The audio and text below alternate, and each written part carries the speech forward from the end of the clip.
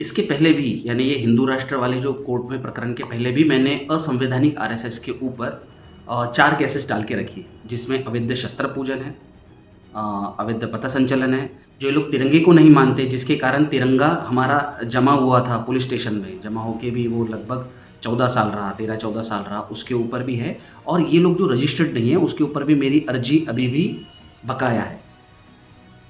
एक तरफ हम कहते हैं कि भारत एक धर्मनिरपेक्ष राष्ट्र है और वहीं दूसरी तरफ 1940 से आरएसएस अपनी शाखाओं में एक प्रार्थना गाता है, नमस्ते सदा वत्सले मातृभूमि। उसमें एक शब्द है हिंदू राष्ट्र और इस प्रार्थना के एंड में भारत माता की जय ये शब्द है। 1940 से इसकी शुरुआत हुई और रोजाना इसे आरएसएस की शाखाओं में गाया जाता है। तो इसके खिलाफ में नागपुर शहर के मोहनीश जबलपुरी ने एक पिटीशन दायर की है जेएमएफसी कोर्ट में।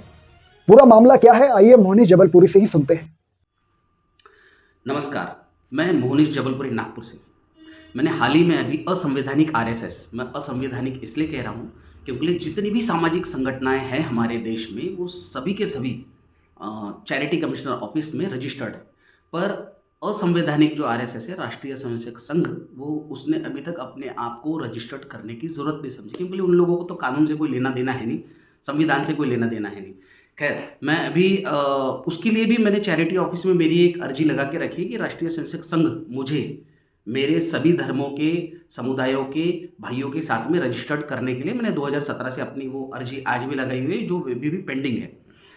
मैंने अभी राष्ट्रीय स्वयंसेवक संघ की जो प्रार्थना होती है, नमस्ते सदा वत्सले मातृभूमि, उसे लेकर मैंने कोतवाली पुलिस स्टेशन नागपुर में तकरार अर्ज दिया हुआ था।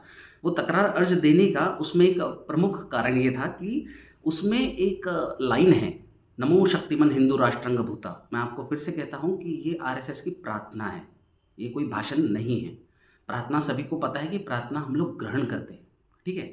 तो इसमें एक लाइन है, नमो शक्तिमान हिंदू राष्ट्रंग भूता, जिसका मैंने जब गूगल पर जिसका मैंने अर्थ जाना, कुछ किताबों से जाना, तो उसमें ये साफ जाहिर हुआ, दिखा कि हम हिंदू राष्ट्र के घटक के रूप में आपको सादर प्रणाम करते हैं।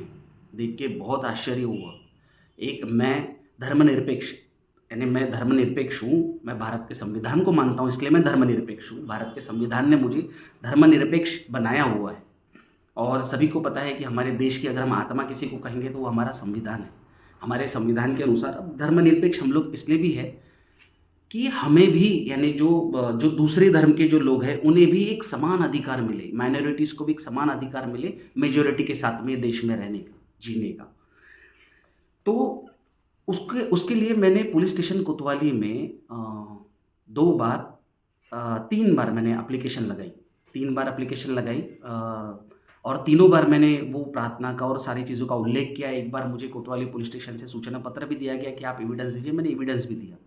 एविडेंस देने के बाद में जब कोतवाली पुलिस स्टेशन ने मेरी अर्जी डिस्पोज ऑफ किया, जो नकारा, वो आप सुनेंगे तो सभी को आश्चर्य होगा कि ऐसे कैसे ये सारी चीज़ें होती है। उसमें 3 उन्होंने मुद्दे दिए। पहला मुद्दा था कि आर्टिकल 25 के अनुसार सभी को अपना धर्म का प्रचार प्रसार करने का हक है। दूसरा, वो लोग प्रार्थना की लाइन में आखिरी में भारत माता की जय कहते हैं। तीसरा, ये प्रार्थना जो है देश आज़ादी के पहले की है, ये उनका उत्तर है, ठीक है। इस पे मैंने अभी अपना एक काउंटर उत्तर दिया है, जिसमें मैंने कहा है कि आर्टिकल 25 के अनुसार हमें, यानी सभी धर्म के लोगों को अपना धर्म का प्रचार प्रसार करने का हक है, परंतु किसी भी धर्म को अपना धर्म दूसरे के ऊपर लादने का कोई अधिकार नहीं है। दूसरा यह है कि इन्होंने उसमें आखिरी में कहा है कि एक लाइन में लोग भारत माता की जय कहते हैं। आप मुझे बताइए कि कोई भी व्यक्ति असंवैधानिक वाक्य बोल के भारत माता की जय बोल सकता है क्या? यानी वो कोई गुनाह नहीं है। अगर मैं कोई भी असंवैधानिक वाक्य बोलूँ या असंवैधानिक कृत्य करूँ और उसके बाद में मैं भारत माता की जय बोलूँ तो मुझे जाने दिया जाएगा, ये है। और तीसरा उसमें एक ये है कि ये देश के आज़ादी के पहले से प्रार्थना गाई जा रही है, गाई जा रही होगी, परंतु मैं इसमें ये कहना चाहता हूँ कि जब देश का संविधान लागू हुआ, संविधान में हम लोग सेक्युलर हुए, धर्मनिरपेक्ष हुए, तब ये लाइन उसमें से क्यों नहीं निकाली गई?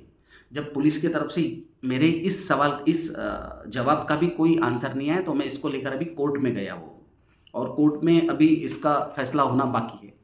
इसी प्रकार मैं और एक चीज़ कहना चाहूँगा कि हमारे पुरातन काल से भारत देश में हम लोग वसुदेव कुटुंबकम की भूमिका निभाते हैं, हिंदू धर्म के लोग। तो नहीं लगता क्या वसुदेव कुटुंबकम की हमारी जो भूमिका है, उसको हिंदू राष्ट्र ये शब्द आहत करता है, जो हमारी पुरातन काल से चलती आ रही है, वसुदेव कुटुंबकम। तो खैर ये तो एक हमारा एक समझने का पार्ट है, पर कानूनी पार्ट में हिंदू राष्ट्र शब्द का कहीं पे भी कोई भी प्रकार का उल्लेख करना ठीक नहीं, ऐसा मुझे लगता है। मुझे भी ये लगता है कि इससे कहीं न कहीं माइनॉरिटीज़ की या दूसरे धर्मों की भावनाओं को आहत पहुँच सकता है। शायद यही उद्देश्य से हम लोग सेक्युलर है। ठीक है, धन्यवाद।